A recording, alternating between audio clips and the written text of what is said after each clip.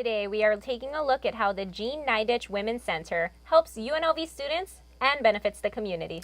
The Las Vegas Astronomical Society held their first stargazing event at Red Rock Canyon that was out of this world. We have all this and more. Studio G starts right now.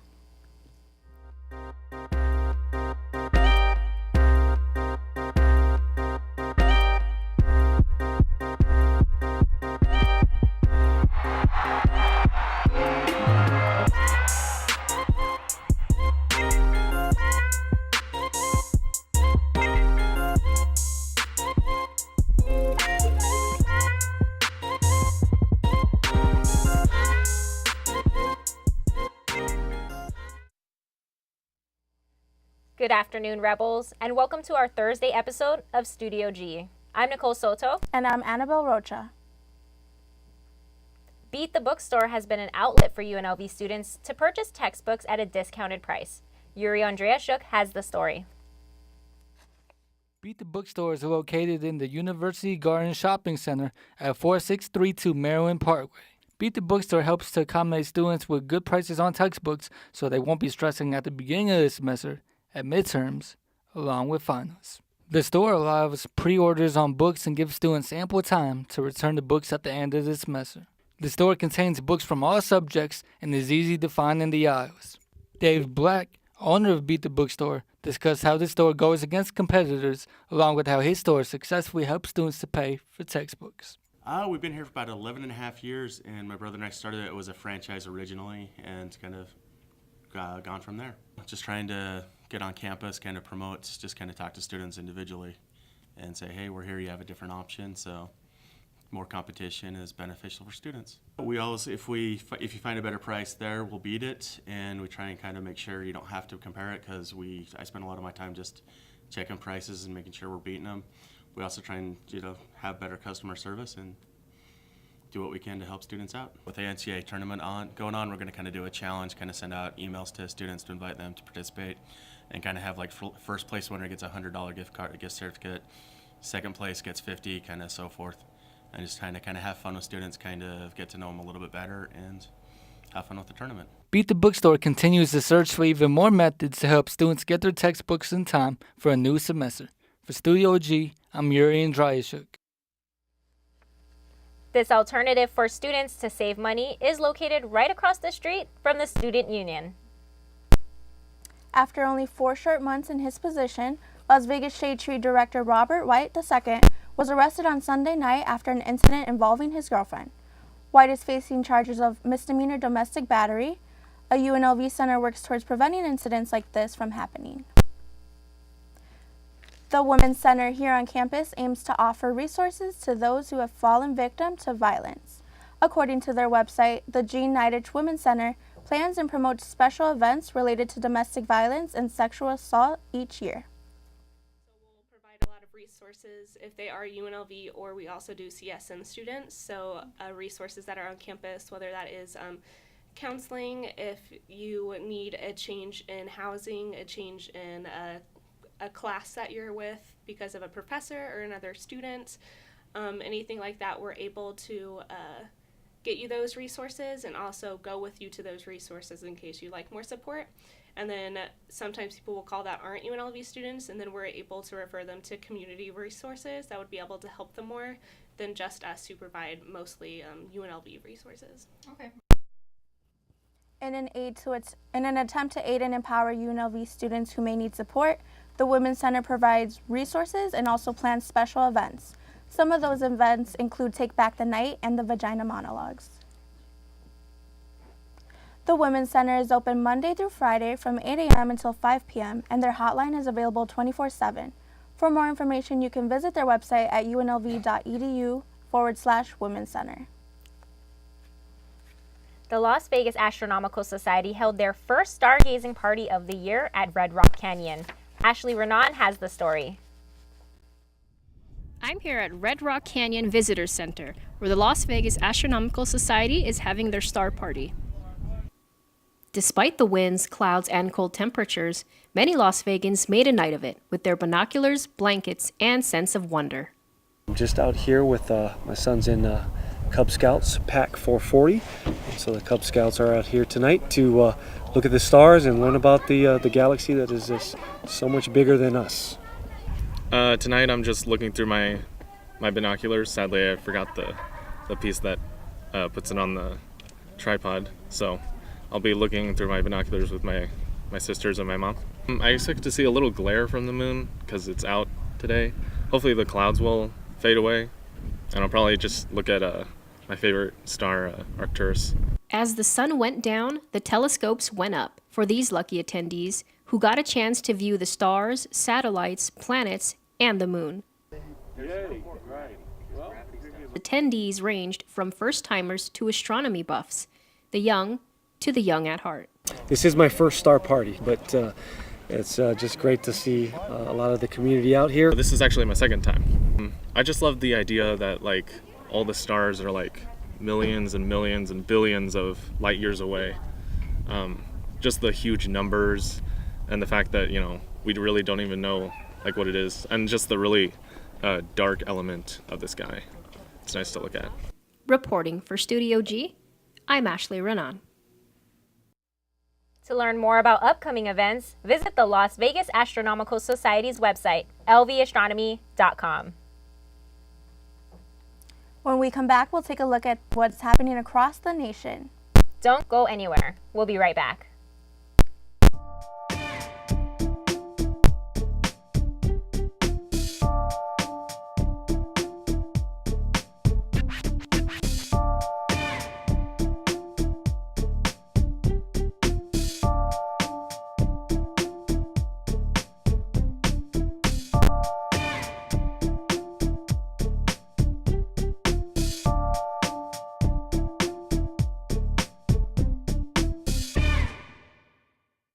This is a nutrition center. Anyone from the Las Vegas community is welcome. We can get more people into the nutrition center, get them more educated, then they can learn what ways to prevent chronic diseases and to become healthier individuals. All classes are held in BHS building, Bigelow Health Sciences, room 212, and the times vary, but you could always check them at the UNLV calendar or UNLV Today, and all the classes, times, and descriptions are available there.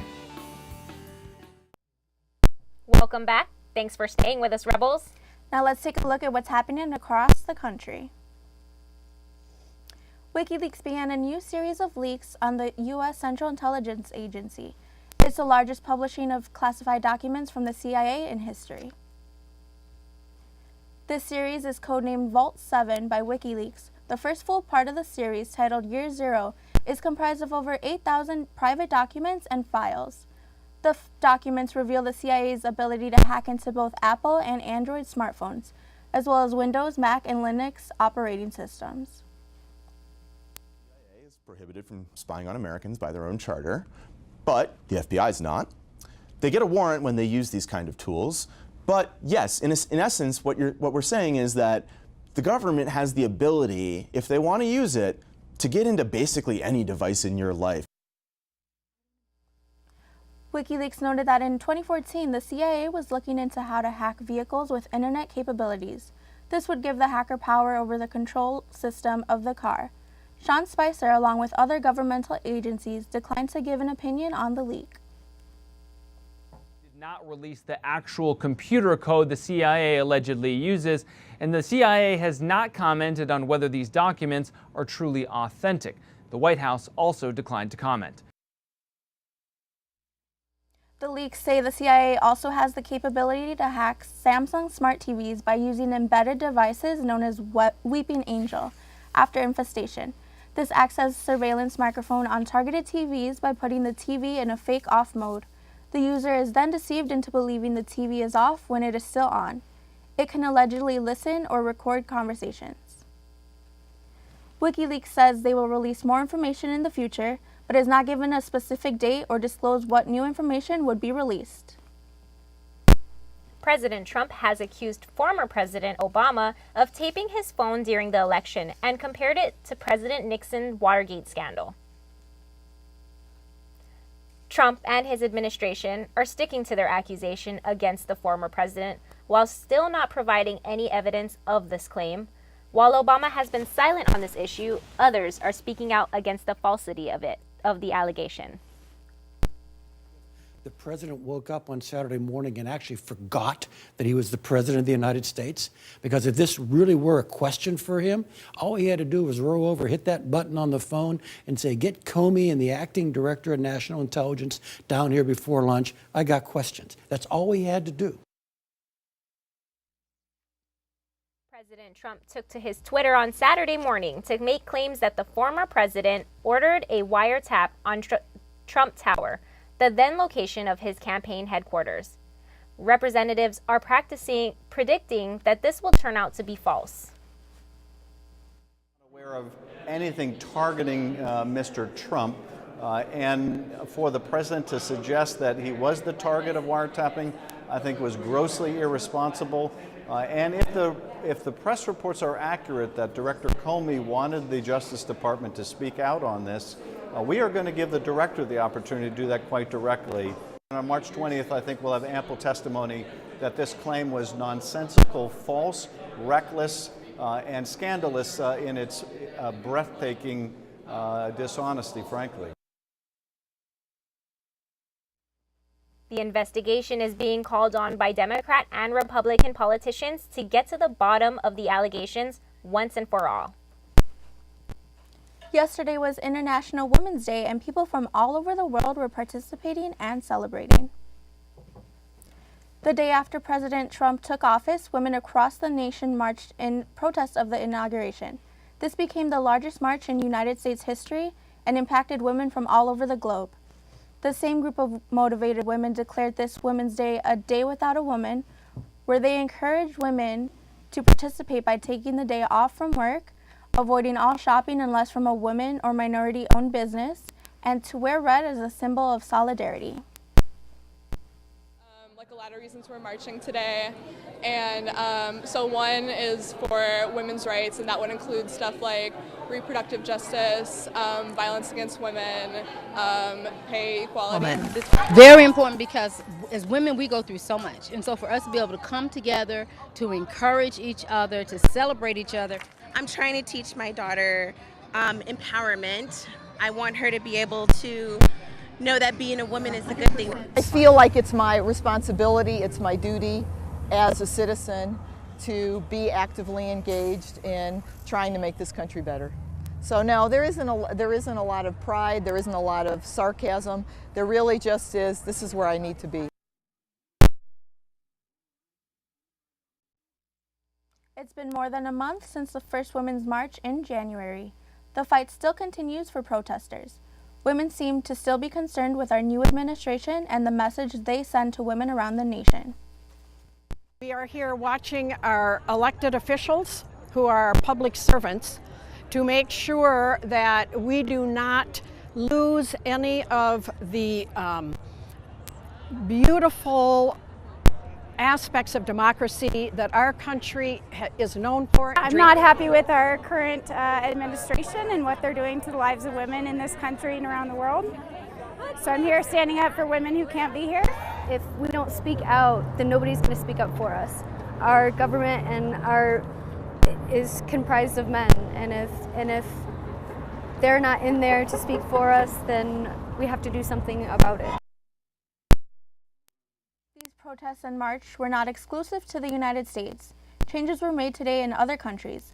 Iceland's government made a promise to end gender pay discrimination by 2022. Female prisoners in Egypt are being allowed one extra family visit this month, and Russian feminist activists displayed giant posters outside the Kremlin in Moscow. Women from all over the world pledged to participate in a day without a woman, from Brazil to Mexico. Women stood together in unity. I just love that it's all over the world. It's not just the U.S. I did wear red. I wasn't able to stay home, but I was able to wear red. I wore red too, and I think I did it subconsciously, but I'm glad that I did it. Hey, power to being a woman. That wraps up your national news. Now let's take a look at the weather forecast for today. How's it looking, Kayleen? Thank you, Nicole. I'm Kayleen Talents, and this is your weather segment for today. So we're looking at 72 degrees, highest is 81, low is 55, and it's looking really sunny outside, so it's going to be beautiful. Now let's take a look at our image. This is from weather.com. Unfortunately, in Kansas, a wildfire broke out. 6 people have lost their lives, and over 1,000 square miles has been destroyed due to this fire, and it is known to be the largest wildfire in the state's recorded history. Now let's go and take a look at our 5-day forecast. On Thursday, it's 81 degrees, but you could see it slowly peaking up to 83 degrees. It's becoming really hot. Our lowest is 50s, but even though it's getting really hot, you know that summer is coming up. I'm wearing a cardigan. It's hot outside. Why am I? I have no idea. But anyways, let's look into our valley. And over in Centennial and in Boulder City, it's 70 degrees, and the coldest is in Nellis at 68. It's pretty consistent in the 70s around our valley, so it's looking pretty good. All right, next, let's go and take a look at UNLV today, and it's 72 degrees. The wind speed is very calm. I know we've been having a lot of crazy wind lately, but it's very calm outside. It's sunny. It's beautiful. It's going to be great. Now let's go and take a look at tonight. It's 55 degrees, and it is mostly clear. Now let's go look into our national forecast. This image is taken from weatherchannel.com. Over in Seattle and Portland, they are expecting a mixture of rain and snow. And as for the Midwest, they are expecting rain heading their way. And that's all for your weather segment for today. Up next, we sit down with UNLV JMS student Jennifer Hurtado to see how her soap company is helping undocumented immigrants in need. We'll be right back.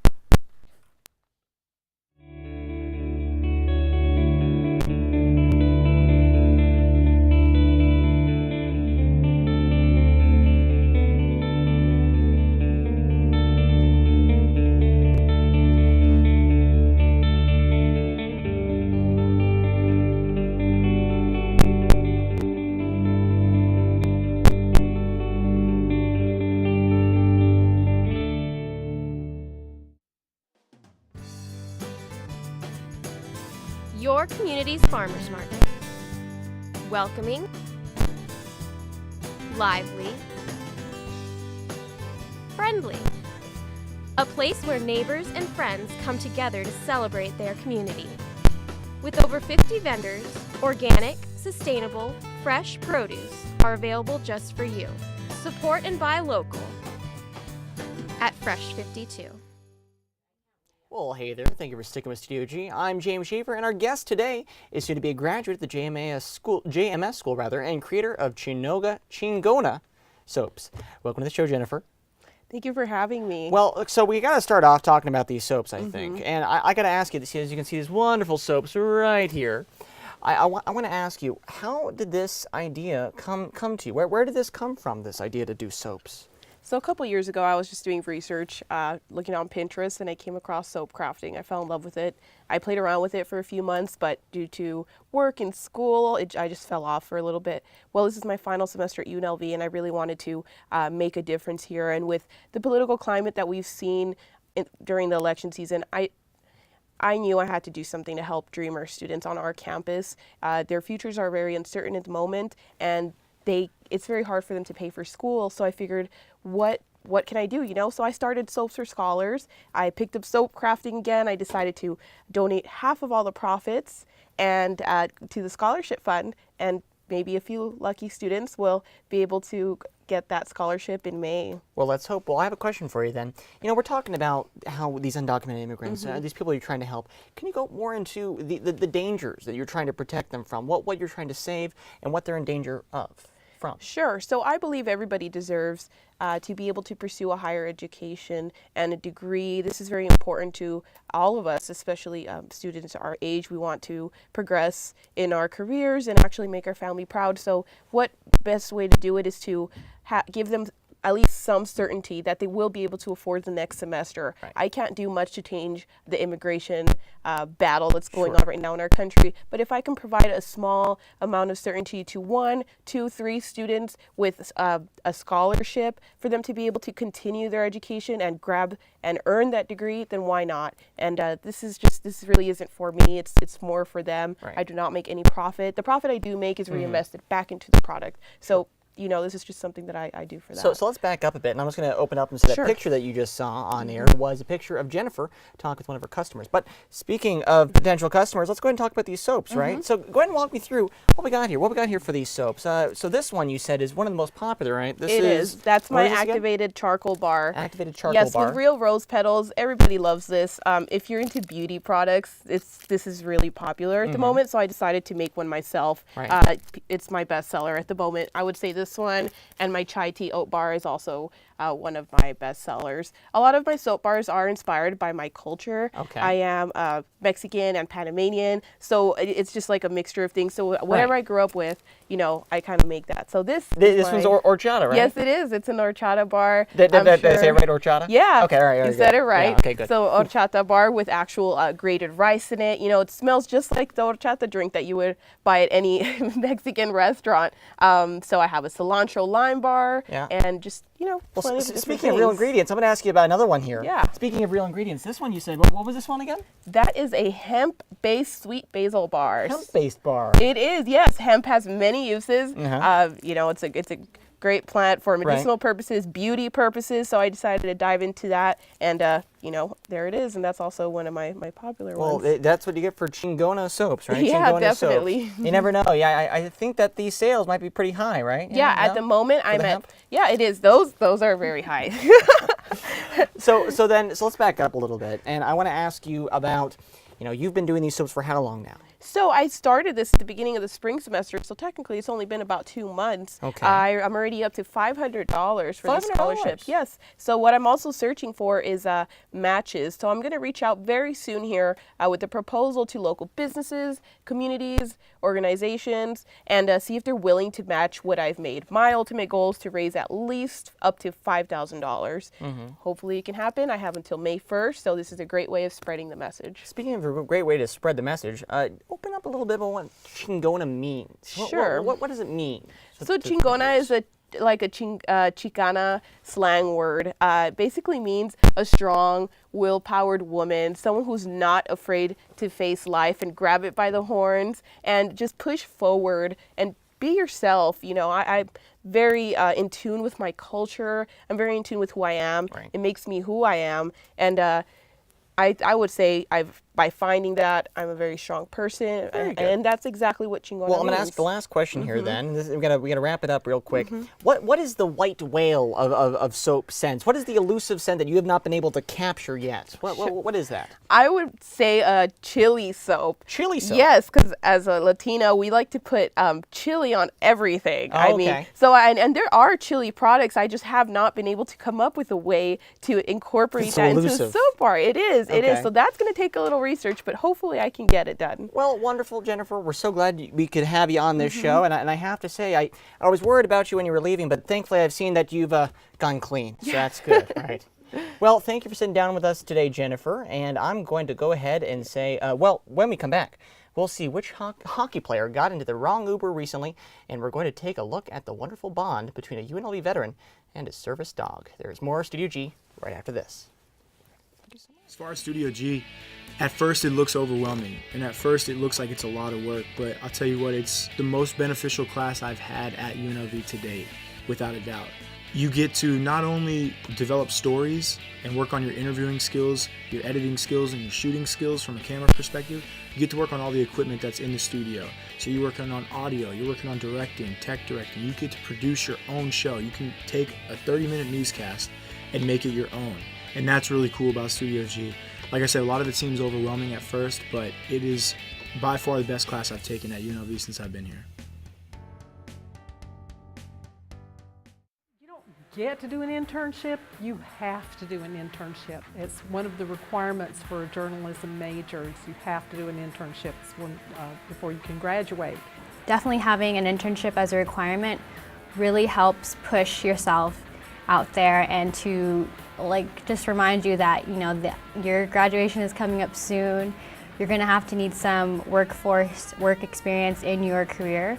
So it's really good to put yourself out there early on, and they tend to help students a lot more. So when you do a student internship, it really helps out a lot. Welcome back to Studio G. San Francisco has some new possible legislation regarding breastfeeding in the workplace. Jamie Poole has the story. Many states have laws regarding breastfeeding employees, but San Francisco could soon be one of the most talked about. Supervisor Katie Tang will introduce new legislation on Tuesday that would require all workplaces in the city, whether privately or publicly owned, to have a lactation space that includes a sink, a surface, a seat, and an electrical outlet.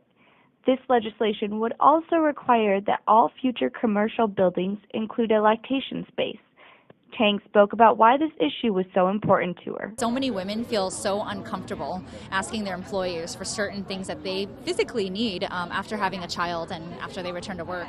In addition to this legislation, the City Department of Public Health would provide a form for women to request time from their bosses to pump, and their bosses would legally be obligated to fulfill those requests. While some businesses may see this requirement as a burden, some are also seeing the benefits. To get more productive workforce, and also creates retention. If the legislation passes, it would be the strongest in the country. For Studio G, I'm Jamie Poole. It's great to see places of work take an initiative to be better suited for new mothers. Uber says it provides 1 million rides a day, but what happens when one of those rides goes awry? Albania Guido has the story. Recently, Washington Capitals forward Andrei Burakovsky got into a stranger's car after mistaking it for his Uber. Luckily, the stranger was a fan who offered Burakovsky a ride home. Here's what Burakovsky had to say about the situation. They're pretty cool guys. I mean, they're nice. So me and my friends were just like, yeah, let's just go, and we jumped in and it took us home. So that was kind of everywhere. I wasn't really expecting that from the beginning, but he texted me the next day and was like, hey, thanks for making me famous for 72 hours. He was pretty pumped about it. I mean, at least they were happy, and it came out. That's a good story too. So yeah, it's all good. But what would the UNLV community do in Burakovsky's situation? I would apologize a lot. I'd be like, I am so sorry for always getting in your car. I thought you were an Uber. I would probably knock the mess out of him, or run, or call the police. But I do have pepper spray, so I'll be okay. And then I'll turn him in, of course. Him. Jackson even said what she would do if a stranger tried to get into her car. I keep my windows locked, so I can give them a look. Like, please do, and they'll go on right away. I ain't even worried. Uber's help site provides drivers with tips on what to do in case they pick up the wrong rider, but does not have any addressed towards riders getting into the wrong car. For Studio G, I'm Albania Guido. Uber riders, be sure to ask for your driver's name before getting into the car. One of our own UNLV students, veterans, Randy Dexter, found his livelihood again after being united with Captain, a service dog that he received after separation from the Army. Lee Guilford has more. My name is Lee Guilford, and I'm a veteran of the United States Marine Corps and Coast Guard. Today I had the opportunity to speak with Army veteran and UNLV student Randy Dexter about some of the stuff he's gone through on his way from military service to UNLV life. My name is Randy Dexter. I am the current president of the UNLV Rebel Veteran Organization. I served in the U.S. Army from February 2003 to November 2013 as a combat medic. Randy talks about the incident that led up to his PTSD. On April 5th, 2005, while I was in Iraq, my unit was hit with an improvised explosive device. That is the day that I got PTSD. I went to doctor's appointments, all kinds of different things. I ended up being at an inpatient facility for 56 days. And then the Army medically retired me in 2013, and I just went straight back into school. The impact Captain has had on my life is pretty much he saved my life. I went from not leaving my house, being a prisoner in my own home, not being able to go out and talk to anybody, to living every day to the fullest now. I mean, Captain's helped get me off of the 14 different medications I was taking a day. The transition from the military to the civilian sector is different for all veterans. Randy has taken one approach that certainly paid dividends for him. I hope other veterans can follow in his footsteps. For Studio G, I'm Lee Guilford. They could offer me to stick around. Well, the problem was I really had no business. Ability to overcome adversity is a testament to the resolve of our armed forces. Thank you for your service, Randy. We also want to congratulate our Tuesday producer, Sam, on becoming newly engaged last night. We're all very happy for you and your fiancé. Thank you for watching our Thursday episode of Studio G. Remember to follow us on social media at UNLV Studio. I'm Annabelle Rocha. And I'm Nicole Soto. We'll see you tomorrow for another episode of Studio G.